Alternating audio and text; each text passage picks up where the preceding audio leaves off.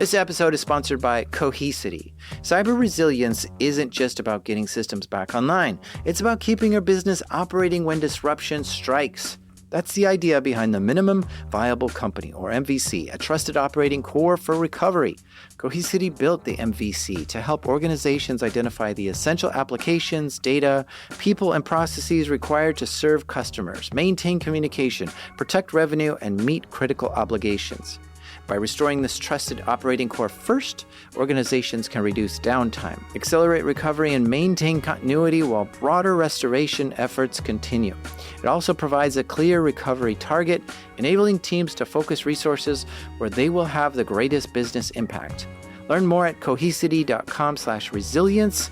That's cohesity.com/resilience. Cohesity, resilience everywhere. Today we're going to talk with a wanted man. Hi, I'm the hacker Giraffe. He's responsible for doing some hacking that's hit the news in the last few months. Which were all hacks made to raise awareness about open devices and at the same time promote a YouTuber that I liked, which is PewDiePie.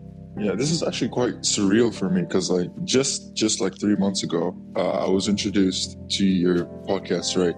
And I was listening. I was like, oh damn, like what if I end up on one of these podcasts? And it's just so surreal for me because I totally did not expect any of this to happen. Like the last month of my life is complete turn of events, really. You best start believing in hacker stories, Mr. Giraffe. You're in one.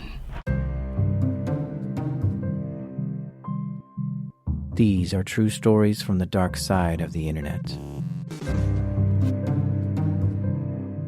I'm Jack Resider. This is Darknet Diaries.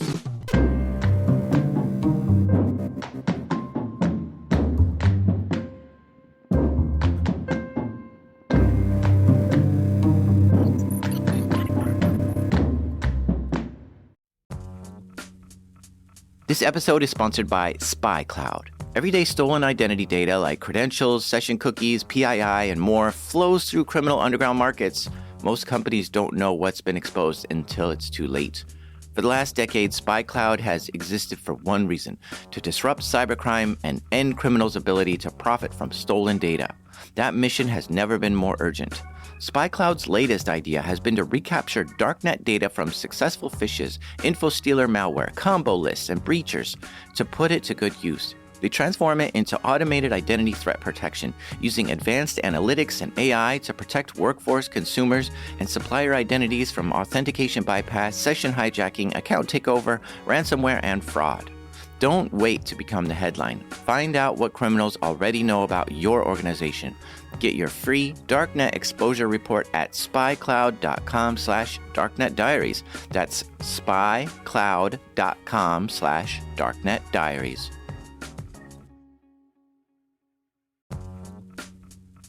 This episode is sponsored by Rippling.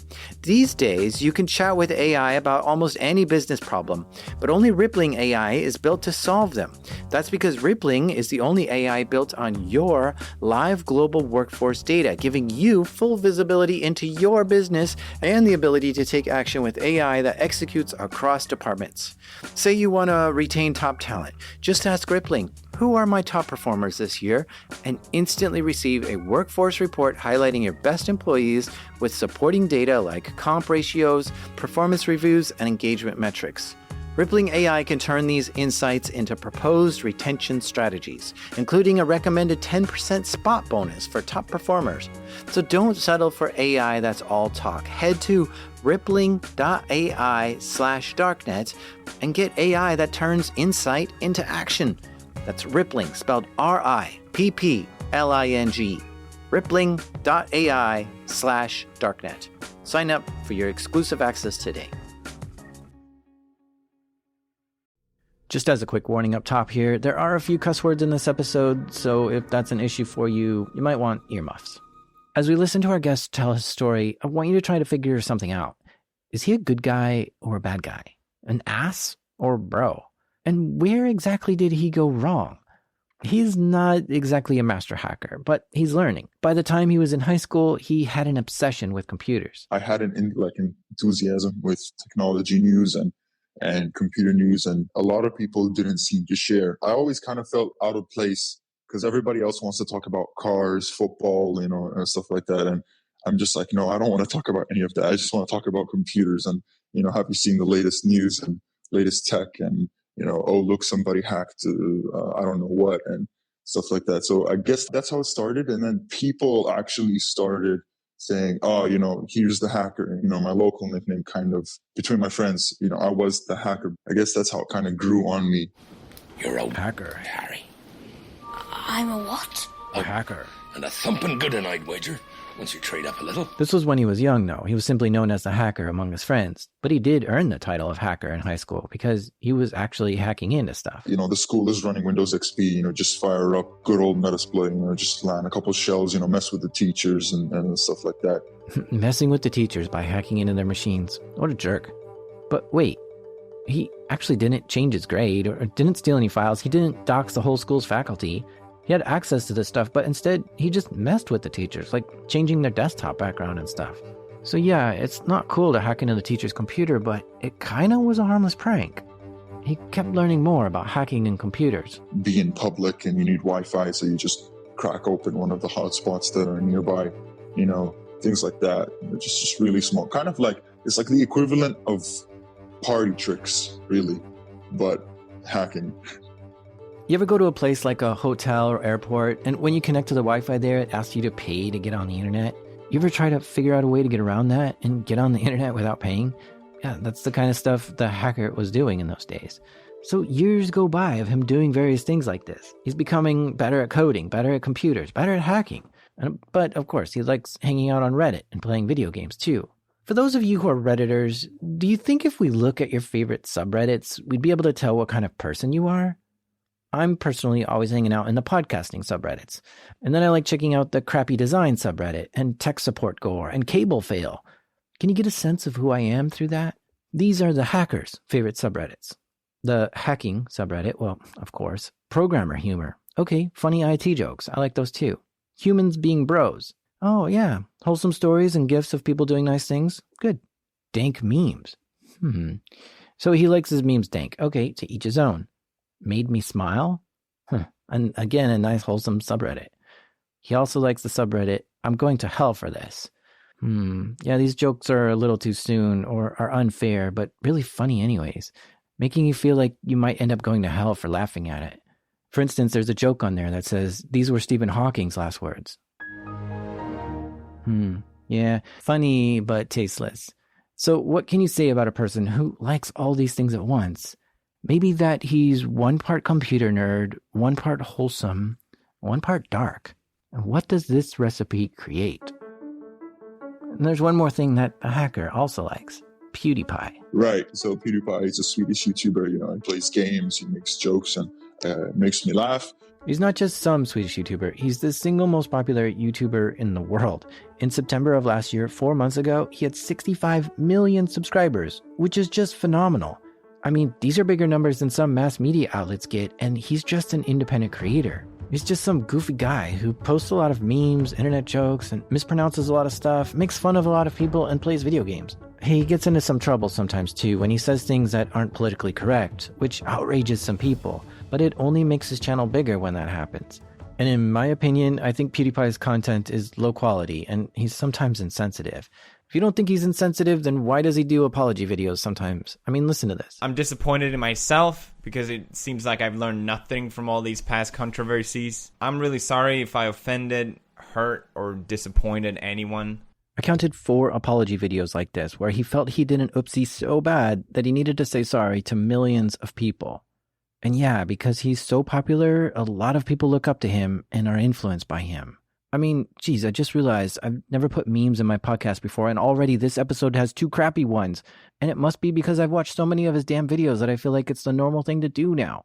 So even I'm influenced by him. Oh, I can't believe I'm talking about PewDiePie this much. You have no idea how many videos I had to sit through to research this episode. I want that time back. And now YouTube is giving me PewDiePie as suggested videos to watch next. I do not want to know any more about PewDiePie. But there's stuff to learn in this story, so stick with me. To 2 years ago, PewDiePie was the first YouTuber to hit 50 million subscribers, and he's been the most subscribed to channel for years. And while there are a lot of companies that create YouTube videos, the independent creators is what makes YouTube so amazing. We expect high-quality, top-notch stuff from companies, but technology is advanced in such a way that anyone can create a YouTube channel and teach or do funny things or make art. And it's sometimes better than what big companies can do.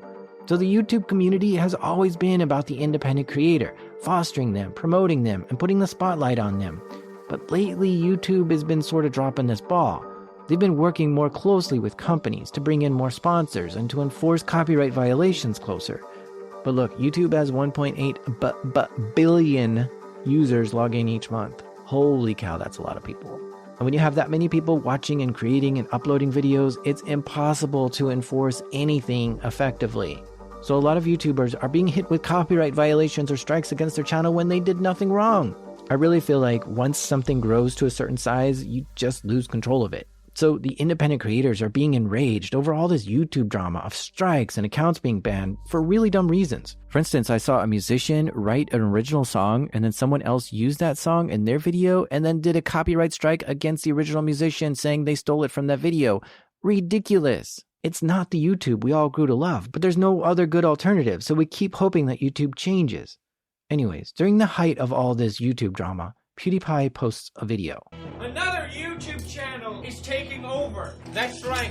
In no less than in November this year. PewDiePie will not be the biggest channel on YouTube. We must fight back. Who is this T-Series channel? This channel will pass PewDiePie. I'm number one. I'm number one. I'm throwing my glove at you, T-Series. Fight me, IRL, to the death. No boxing glove and helmets. I'm talking about to the death here. Wait, they have 46 billion views? It's an Indian channel? It's an Indian channel? It's an Indian channel? This other YouTube channel named T-Series was projected to pass by PewDiePie in just 2 months' time. Their subscriber rate was so much higher than PewDiePie, which would make them the most subscribed channel on YouTube. But who is this T-Series?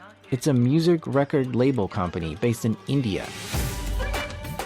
And they're rapidly posting like 3 new music videos a day from many of the top performers there. And since India has such a big population, their subscriber count is exploding, outpacing everyone. Back to PewDiePie. Let it be clear, I don't care, okay?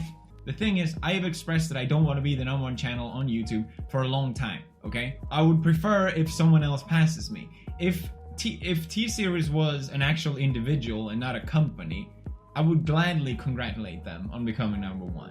And I believe this is the real rallying cry here. This is not a war to keep PewDiePie on top. It's a fight between the independent creators and the takeover of a company becoming the most subscribed channel. While an independent creator is on top, it forces YouTube to acknowledge that its users like content from independent creators more than companies. Some fear that if a major company is the most subscribed to channel, then this seals the coffin for YouTube working even more closely with companies and less with indie creators. Anyways, you can believe that or not, but that's what a lot of people rallied behind. And who doesn't like watching a good competition? This race became heated and exciting. Major celebrities started tweeting to subscribe to PewDiePie. With 65 million subscribers, Pewds was able to motivate a lot of people to help him stay on top. Everyone began chanting the same thing. So do me this one favor. If it's the last thing you do, subscribe to PewDiePie. Do not let T-Series win. Tell your grandmas, that's right, both of them, to subscribe to PewDiePie. Hello, gang. Do our YouTube family proud. And subscribe to our Swedish leader man PewDiePie. I even bet that someone in the last 4 months has told you to subscribe to PewDiePie, or you've seen it in your feed at some point. That's how big this has become. PewDiePie was getting a massive bump of new subscribers, like over 50,000 new subscribers a day. But despite everyone's greatest efforts, it wasn't working. T-Series kept gaining ground, inching closer and closer to becoming the top channel. So PewDiePie created a music video in an attempt to compete with T-Series, a music video channel on their own turf. I don't like your T-Series. Nothing personal, kid. But I must go all out. Just this once. Bob Vibes or Vagana, whichever will it be. Set the fuck down, T-Series, I'm here to spill the real tea. You tryna dethrone me from spot on number one, but you India, you lose, so best think you haven't won. When I'm through with you, we're gonna be completely fucking done, cause we only just begun. I review you, zero vibe is gone. So come on, T-Series, looking hungry for some drama. Here, let me serve you bitch lasagna. Bitch lasagna, bitch lasagna. T-Series ain't nothing but a bitch lasagna, bitch. This video blew up and currently has over 100 million views, which is 20 times more than the average video he gets. It was epic and hilarious actually, and it significantly brought awareness of this race and boosted the growth of PewDiePie's channel even more. Higher and higher it soared. Keep in mind, it's reaching new heights that nobody has ever hit before. But T-Series was right behind him. Around 67 million subscribers, the race almost became a dead heat. As soon as PewDiePie would hit 70 million subscribers, T-Series would have 70 million the next day. And when PewDiePie hit 75 million, T-Series had 75 million 2 days later. Each channel was getting a massive 120,000 new subscribers every day, which is just unbelievable growth. And this wasn't the only thing the YouTube community was doing to teach YouTube a lesson. In December, the same time that all this was going on, YouTube published an annual mashup video called Rewind. And it was supposed to put a spotlight on the creators, but the YouTube community hated it. They felt it catered more towards sponsors and didn't represent the community at all. That video quickly became the world's most disliked video of all time. It currently has over 15 million dislikes. And when YouTube itself tries to make a video to be a spotlight on the community and the community downvotes it more than any other video in history, it sends a powerful message to YouTube. So there was this fervor at the time that the users were trying to show YouTube they need to pay more attention to what the community wants. And so the race between T-Series and PewDiePie was growing more intense now, and PewDiePie was just barely holding on top. PewDiePie knew he wouldn't last, and he was running out of trap cards to play. So he turned to his viewers and said, "The sub gap is getting closer. Do something!" This brings us back to the hacker. As you heard earlier, he's a fan of PewDiePie and, well, a hacker. This really wasn't a project that was planned. There was zero planning in this. I was just trying to have some fun. I was bored. And I think the most dangerous thing is a bored hacker, to be honest.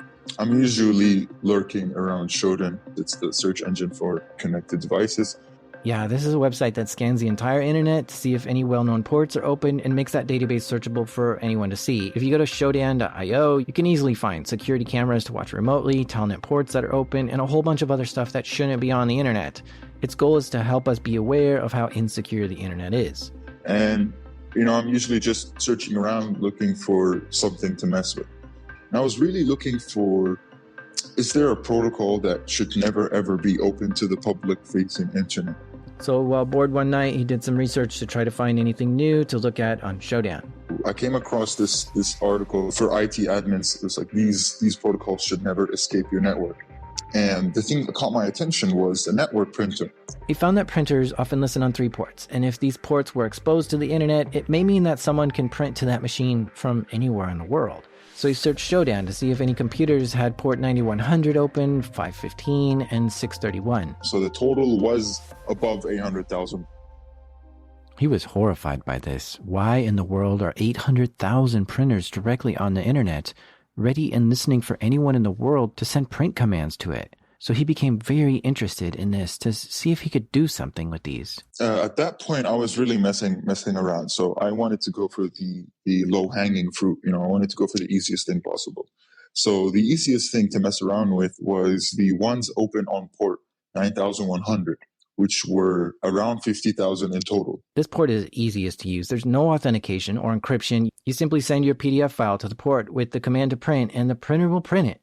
He messed around with this a little, and his initial tests seemed to be working. His packets were sent, and there were no errors, but it was hard to tell if anything actually printed. So I literally had no way of finding out if it was working. Being the curious little researcher that he is, he looked to see if there were any tools that could help him with this, and sure enough, there was one. A German college student wrote a master thesis on doing security testing against printers and wrote a program called Pret and made it freely available for anyone on GitHub. So I found Pret, which is the printer exploitation toolkit, and it showed me that, hey, if you find a printer that's open on port 9100, this tool can connect and you can do all kinds of things like list the files, reset the printer and all kinds of stuff. But the thing that caught my attention was the actual print, that I could actually print. Sure enough, it worked like a charm. He realized he could make a little program to cycle through all the printers and send a message to 50,000 people.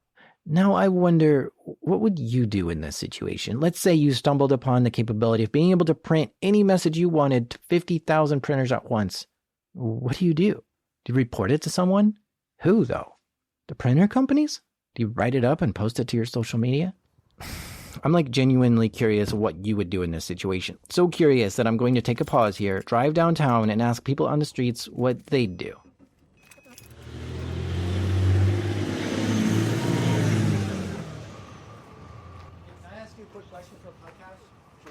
All right, so imagine you're on the internet and you're clicking around and you find that 50,000 printers are exposed to the internet in a way they shouldn't be.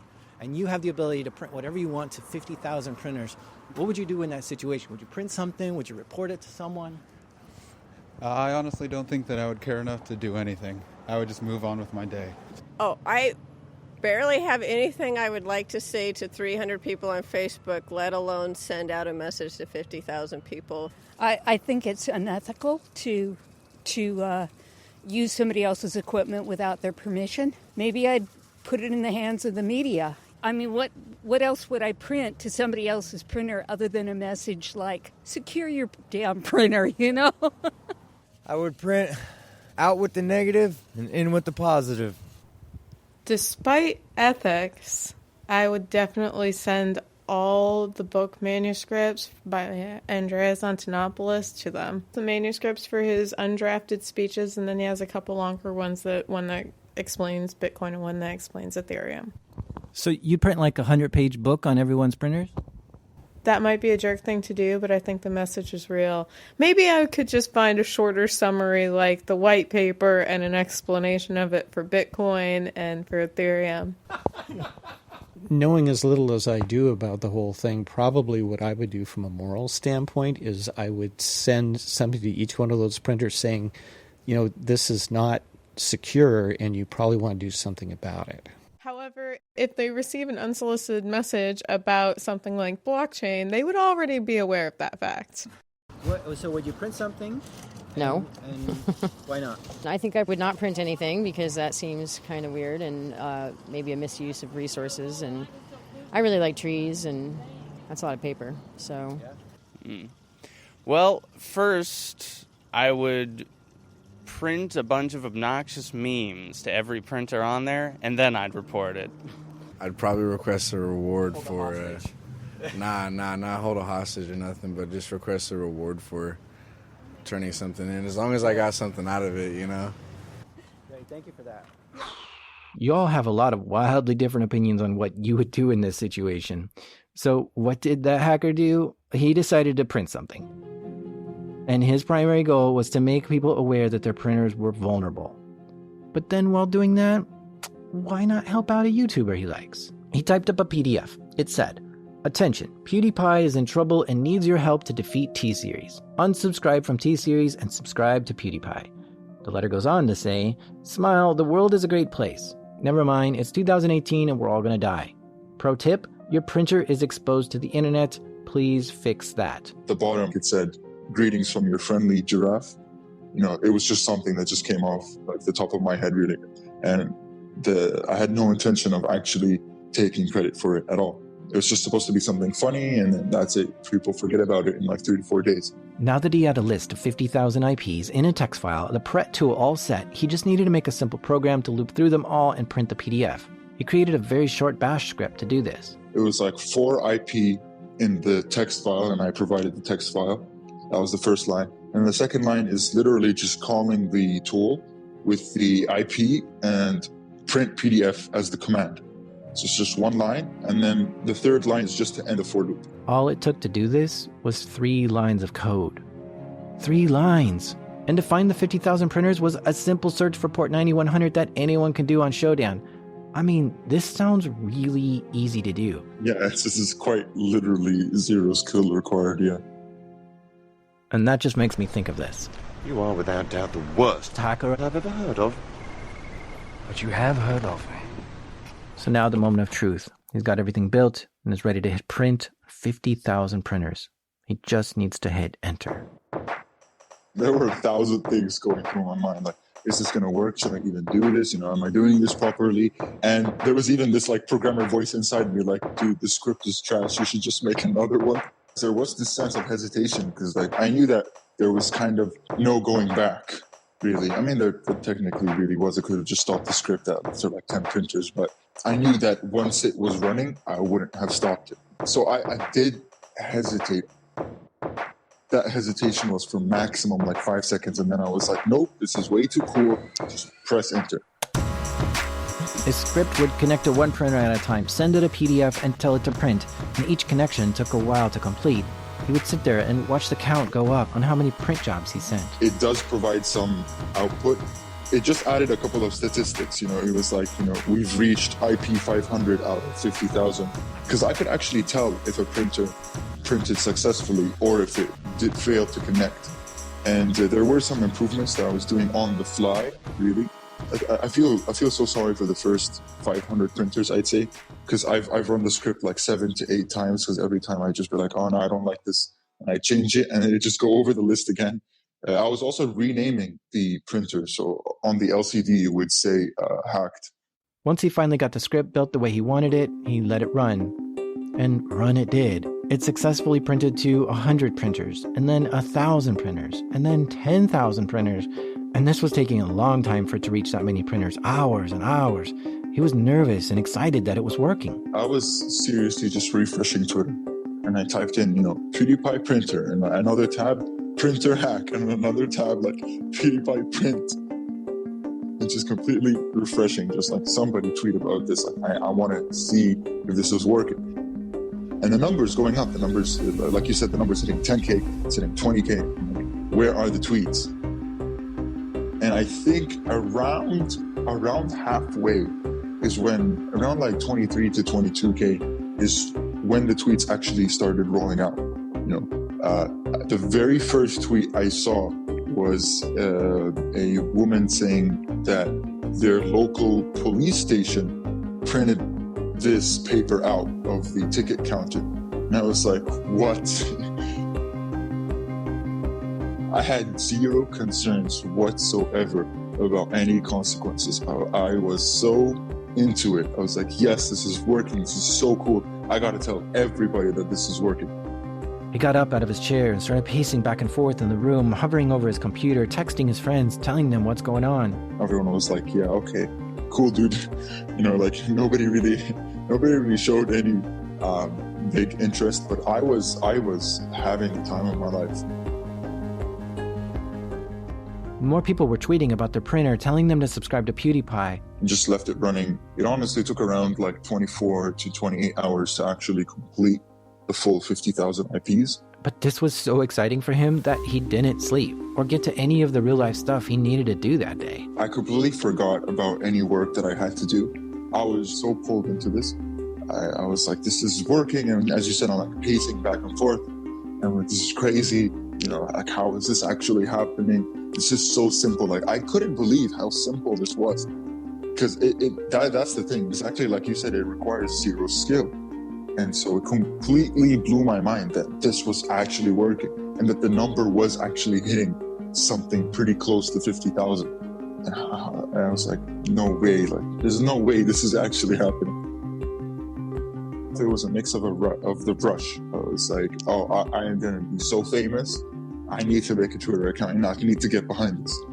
I have to take credit for this. Because a lot of people were blaming PewDiePie at first. You're like, hey, why are you doing this? And they were serious about it. And so I was like, no, okay, I have to take credit and I have to properly explain, because I've seen what happens when people do anonymous hacks. The media goes crazy. I really didn't want somebody to publish an article saying that I'm some sort of Russian crazy spy agency trying to, I'm hacking into your printers and I'm printing this funny paper, but I'm actually stealing all your money, or some crazy conspiracy theory. No, this was just your everyday, normal, just coincidental show and find. So I created the Twitter account. And thus, the hacker Giraffe was born. This was what he called his Twitter account. I started tweeting at the people who were posting it. Hey, it's me. What happened first is people were DMing me and were like, oh, dude, how do I fix my printer? And it was really slow at first. Then it skyrocketed. It skyrocketed the moment one Twitter account has a huge follower base and he tweeted about it. I got media in my DMs telling me, hey, we want to write a story about this. And it blew up in the span of like 6 hours from the moment that tweet happened. The Twitter account literally went from like 0 followers to something like 20K in about 6 to 10 hours. For me, at least, this is where I think the hacker Giraffe made a mistake. And I think he agrees too. It was a horrible idea. Yes, it was a horrible idea. Taking credit for the hack, leaning into this whole thing, that is playing with fire. What he did was technically illegal, and now he's taking credit for it. This can't end well, and it doesn't. After the break, we'll hear how everything unravels and falls apart. This episode is brought to you by Black Hills Information Security, trusted by the cybersecurity community for nearly 20 years. Need a pen test or 24/7 monitoring from their active SOC team? Or maybe you're ready for continuous pen testing to keep your systems battle ready.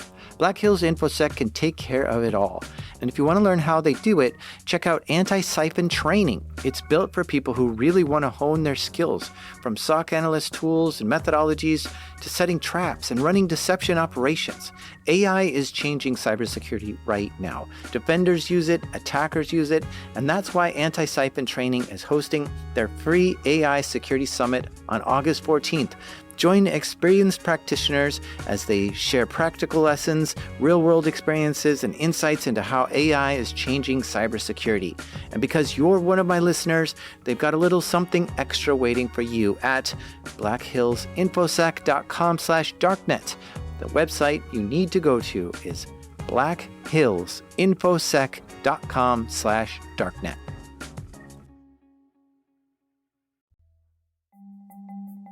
More and more people started tweeting about this, shocked and outraged that printers were promoting PewDiePie now. News agencies started picking up on this story, and he started getting private messages on Twitter from the media. The first one was the Verge. They reached out for a comment and then they wrote it out. They published it instantly. Someone hacked printers worldwide, urging people to subscribe to PewDiePie. That was the very first article.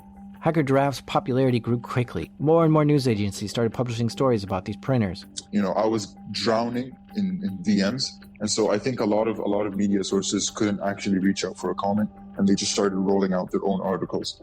But it was crazy, the amount of articles. Like a Google search would show up one article, and then like an hour later it was 5 to 6 to 7. They are sticking this whole PewDiePie super hardcore fan image on me. Yes, sure, I do like the guy genuinely, like I enjoy his content really, but and I would call myself a fan. I'm not like a die-hard fan. And so I was like, no, that's not the point here. You just completely went over the actual point, which is the printers. I mean, for God's sake, like, what do I have to do to make you guys pay attention to the actual devices?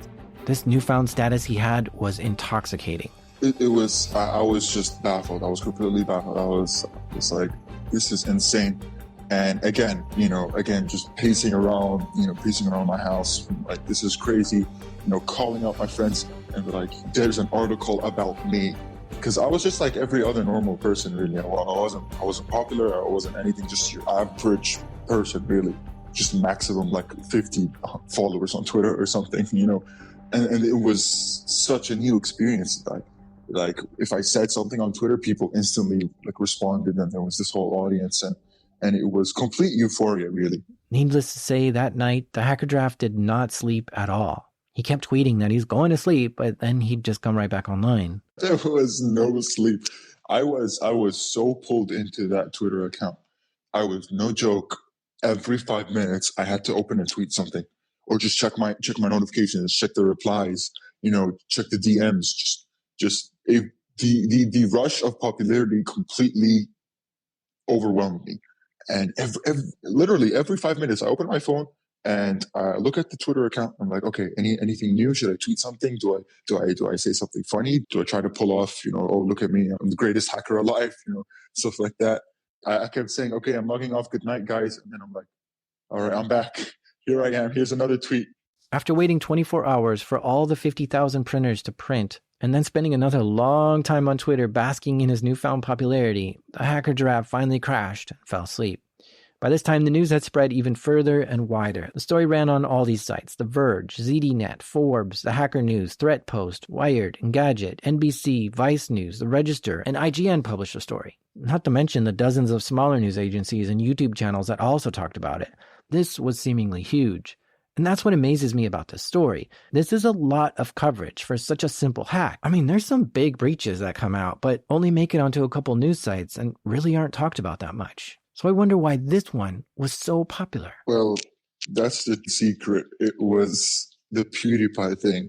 Honestly, if you think about it, this really would have gotten like maximum just an article on some security news site, and that's it. If it was just a plain, oh look, printers are printing out. But it was because of the PewDiePie on you know how much the media loves PewDiePie, So I really think that without the whole PewDiePie message, it wouldn't have spread this much. But it did spread because it had PewDiePie's name on it, really, in a sense. Oh, I see now. Hacker Giraffe just wanted to spread awareness that some printers were vulnerable, but simply sending that message to some printers probably wouldn't have made that much coverage. So Hacker Giraffe's trick was to put PewDiePie's name on it, which helped this problem get so much more attention, which would make a lot of people double-check their printer settings. I even checked mine. So this is actually a brilliant awareness strategy. That's got to be the best hacker I've ever seen. So it would seem. You might be wondering why so many printers are exposing themselves to the internet like this, and it all comes down to UPnP. This is otherwise known as Universal Plug and Play. And here's what happens. Networked devices like printers can reach out to the router and request that port 9100 be opened so people can print to it. And the router automatically opens that port without any user interaction. But the problem is it opens it too much. Maybe it should only open it to internal networks, but instead it opens it up to the world.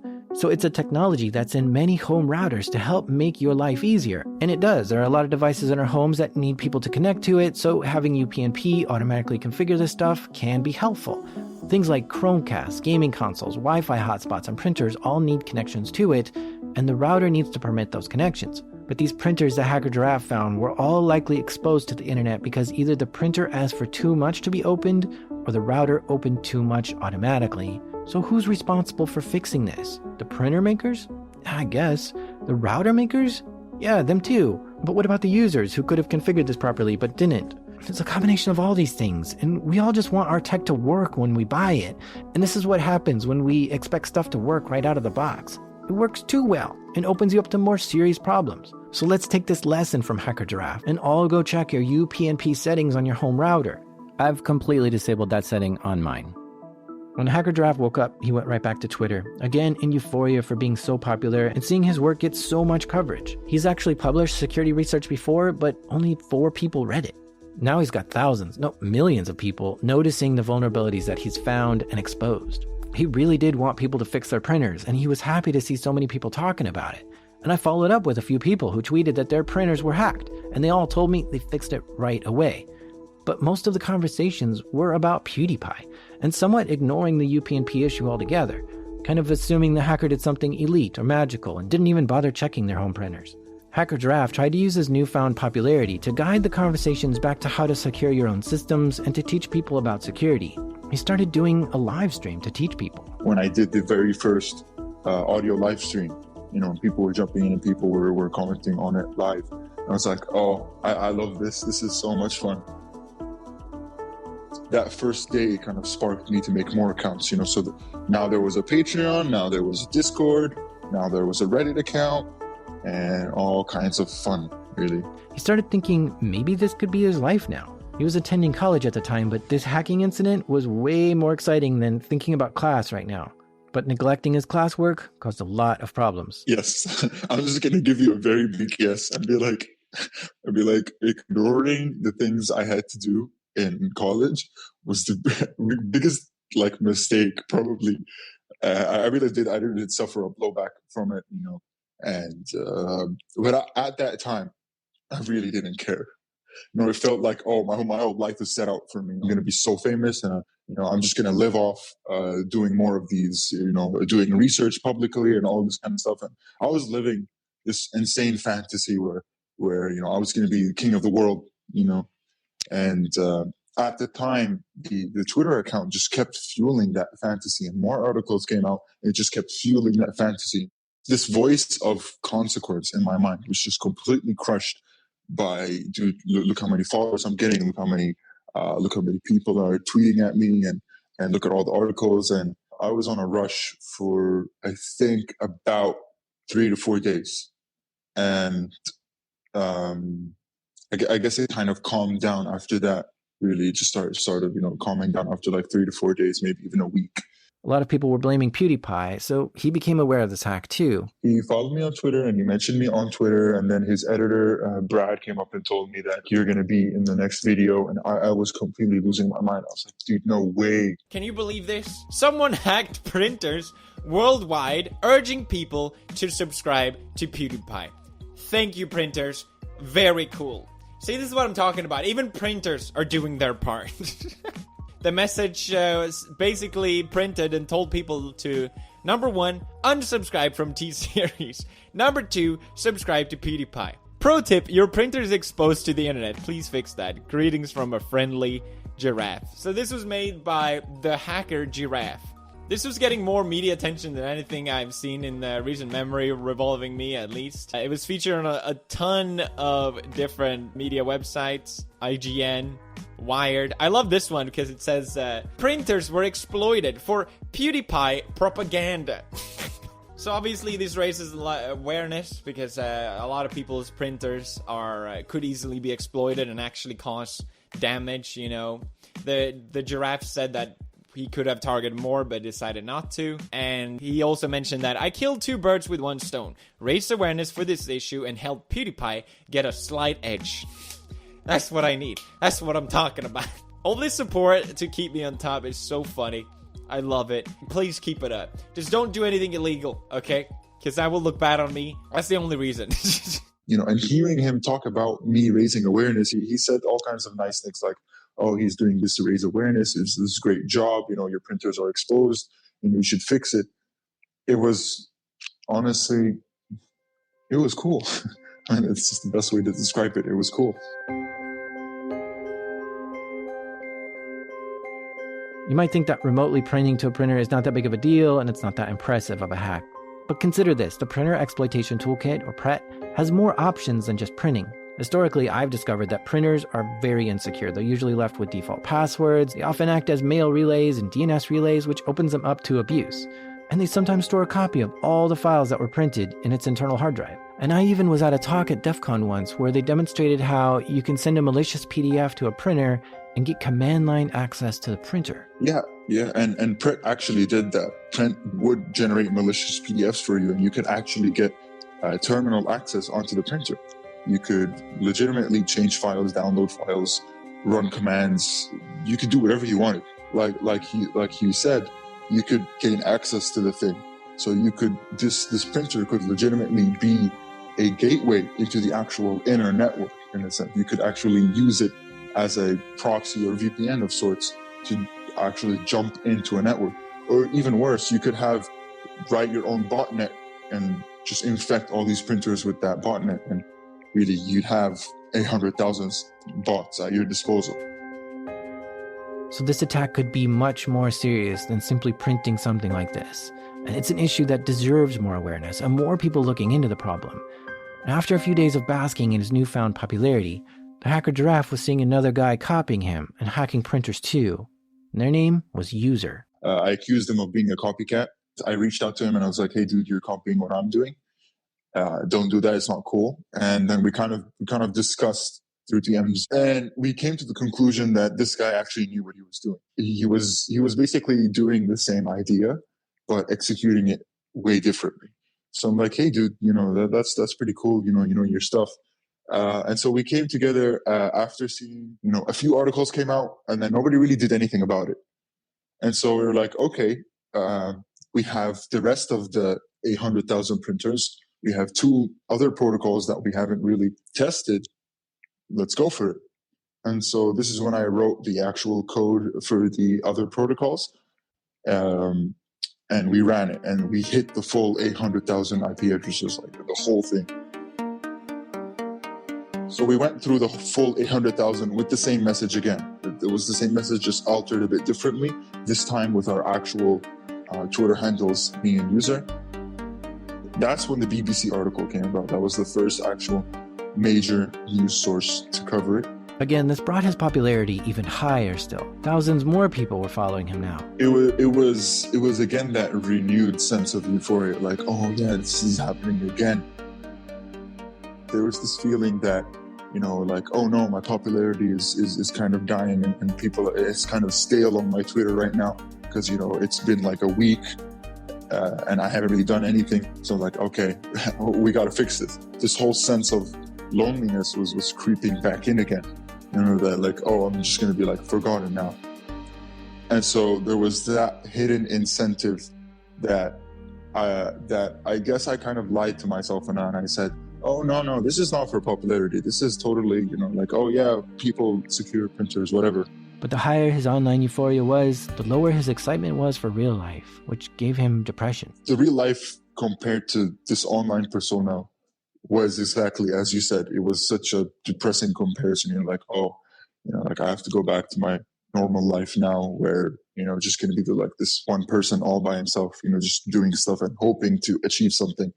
But I have this online persona. I have this audience that I can grow on. Like I can use this and grow. And so, like exactly like you said, there was this. It wasn't only popularity. It was kind of this, this loneliness that, hey, like, there's a lot of people that I can talk to online now, that pushed me further to be absorbed into that whole persona, the Hacker Giraffe persona. This took a serious toll on him. He ended up failing one of his college classes. His friends were getting sick of him talking about this constantly, and the real world just wasn't as sparkly and fun as his online persona was. This created a profound sense of loneliness. And to top it off, he was getting a lot of hate messages and harassment too. I was getting a lot of negative DMs on Twitter, yes, definitely. The negative DMs had categories, right? It was either some other hacker on Twitter calling me a script kiddie, and they're like, dude, you just downloaded a script off GitHub, and all you're doing is just going on Shodan, and you're just stealing other people's work, and you're a nobody, And then it was people who have been affected who were like, why are you doing this? I don't care. Just leave my shit alone. Like, you're such an asshole. Like, why do you keep doing this? And then it was the other people who were angry about the PewDiePie part. People who were like, dude, like, why are you promoting this racist asshole, this Nazi? Like, are you a Nazi too? Like, is that what you're trying to say? Like, is that where your conscience lies? The Hacker Giraffe was riding an emotional roller coaster. So many ups, so many downs. And while the ups were great, he wasn't handling the downs well at all. When you become an overnight success, it's hard to know how to handle this kind of popularity. So this added to his depression. He had a large audience now, and he wanted to demonstrate something else that was vulnerable. He didn't know what else to exploit, though. He didn't want to harass those 800,000 printers anymore. We'll literally just be assholes if we just go over the same range again. If we just go over the same printers again, then okay, people will definitely get the wrong message. He found a lot of Minecraft servers that were open, but didn't think it was a good idea. But then he came across the Chromecast. This is a simple little device that plugs into your TV and lets you control what plays on the TV using a phone or computer. Hacker Giraffe looked into this and started seeing ports for Chromecast were in fact open all over the world. What happened was like, hey, so Chromecasts actually are a viable target. I decided to go ahead and see, like, okay, so what exactly can you do with Chromecast? Is it just playing videos? And so after a lot of research, I came across the port 8008 and 8443, which is basically the SSL version of 8008. I tried to figure out, okay, so this web server is open, this API is open. What exactly can you pull from it? Not only was it just exposing information that could be relatively sensitive, and not only could you reset, reboot, rename, connect it to your own Wi-Fi with it, it was just something that very clearly should not be open to the internet. These Chromecasts were also exposed to the internet because of UPnP. The Chromecast requests from the router to open these ports so that things can talk to it, but it was opening up way too much. So anyone in the world can connect to a Chromecast on a poorly secured network and start playing TV shows. I was originally thinking of playing Black Mirror on so many Chromecasts, but I feel like a Black Mirror episode randomly playing on Chromecast would have spooked people way more. So we just went with the safest option, which was YouTube, which is an app that we knew was installed. It had to be installed on the Chromecast because it comes by default, and it's super easy for us to just point it at a YouTube video. So at that time, I asked someone in my Discord server. I was like, "Hey, who's good with video editing? I need a very quick video. Just give me like a 10-15 second video. Let it play Bitch Lasagna in the background, and just make it very obvious that this is about Chromecasts." Because we wanted to minimize the PewDiePie element. We wanted like, hey, this is really about Chromecasts. This is not about PewDiePie. That's why the video, like the PewDiePie thing, is the very last thing. This video told the people to visit a website which explains how to secure your network. He did a search on Shodan to find a list of IPs to run this against, and it returned a list of 120,000 potentially vulnerable Chromecasts. But in this list were not just Chromecasts. Apparently Google Home devices were also opening up this port, and they had an API too. And he found you could connect to the Google Home device and see how much noise the microphone is picking up. Noise level? Seriously, is that something that really should just be open to the internet? Because if I was a criminal and I was physically near that Google Home, I could actually figure out if there was anybody at home by checking the noise level. If it was dead silent, then I knew they're either asleep or nobody's home. And that's the kind of thing that was going through my head. He definitely wanted to expose this issue and make it into a big deal so it gets fixed. But his friends were not happy that he was planning another attack. And a lot of them actually tried to stop me from doing the cast hack. They're like, dude, that's it, just drop it. You've been safe so far, and your attention died out. Just let it die and just fade off. Just don't try to come back with another hack. But I guess my ego, and like I said, that like wanting to go through that euphoria again, again that sense of loneliness and like isolation. It's like no, I want to get back.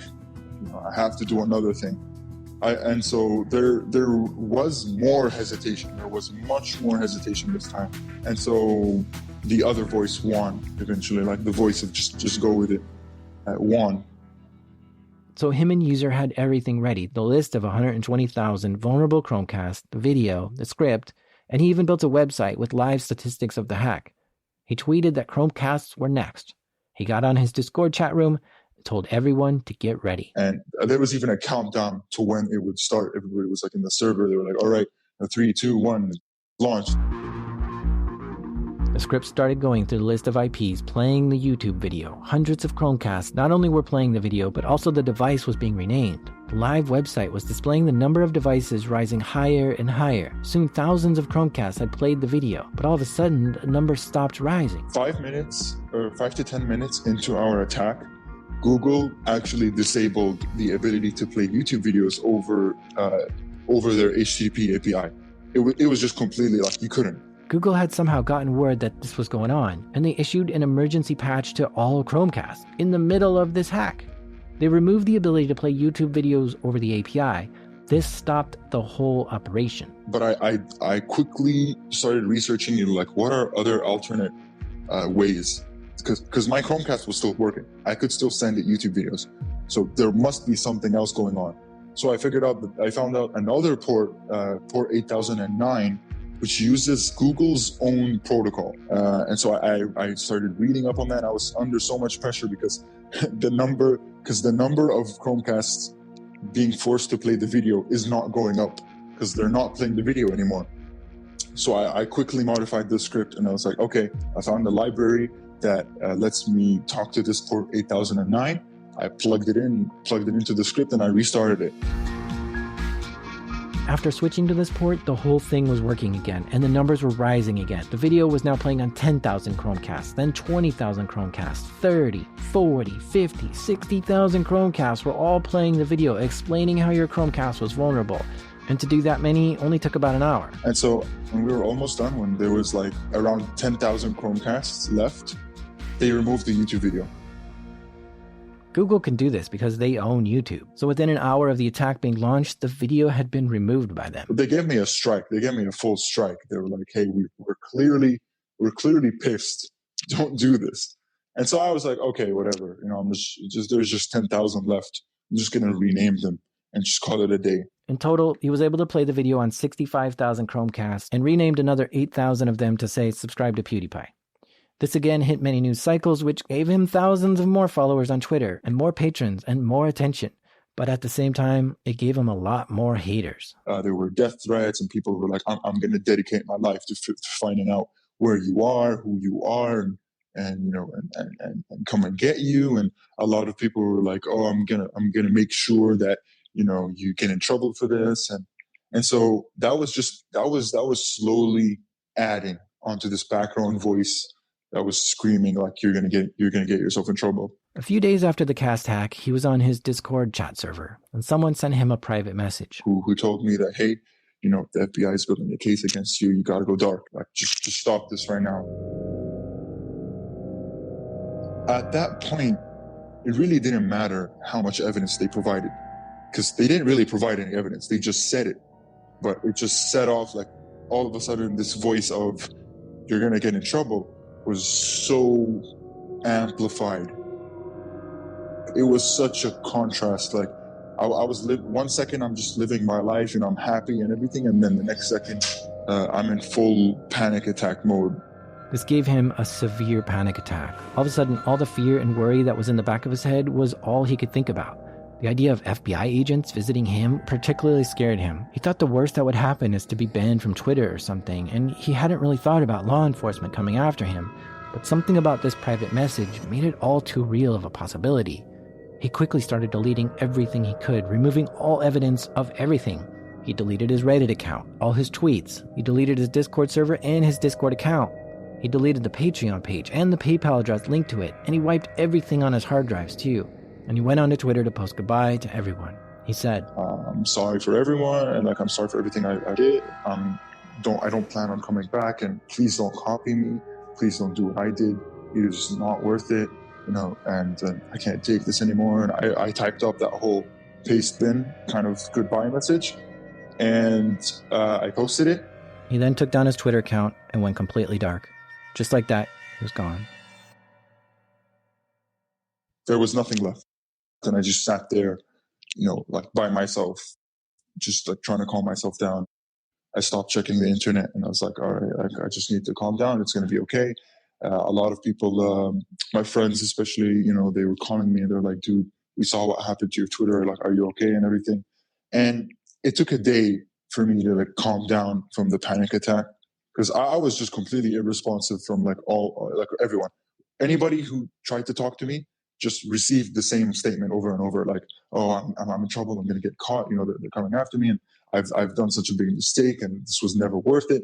Until the first day passed, and I was still super scared when I woke up, you know, super alert from everything, super scared from everything, you know.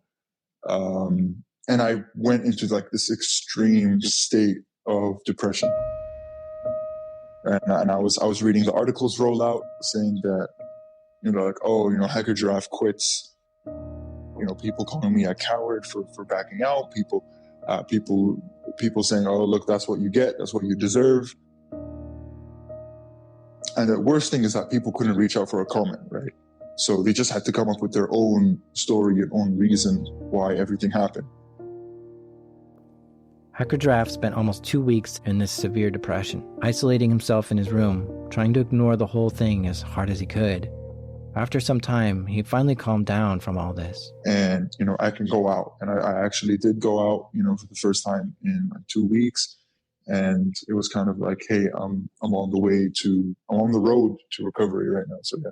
This whole story took place in the last 2 months, starting late November 2018. It's amazing how so much has happened in such a short period. And listening to Hacker Giraffe tell his story, it kind of sounds like hacking is like a drug. There's such a rush and a high when it first happens, and you forget about the real world for days. Then you start to come down and feel terrible. and need a new bump to feel happy again. I'm hoping he really has quit this persona entirely. A week ago, Hacker Giraffe logged into his Twitter account to check it one last time and leave a few last words, then logged out, possibly for the last time ever. Unless the urge to get another high from hacking is overwhelming and he's drawn to the sweet glow of popularity again. As for PewDiePie, he's still just barely beating T-Series. It's been neck and neck every day. Since Hacker Giraffe started, PewDiePie has gained an extra 17 million subscribers, and surely some of those people subscribed because of Hacker Giraffe. There's a comic I read once. You can be famous, you can be a criminal, but you can't be a famous criminal and still expect to have your freedom.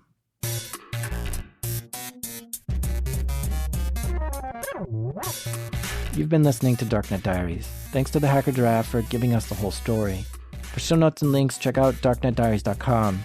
The show is made by me, the Hacker Hippo, Jack Recider, and theme music is by the Hungry Breakmaster Cylinder.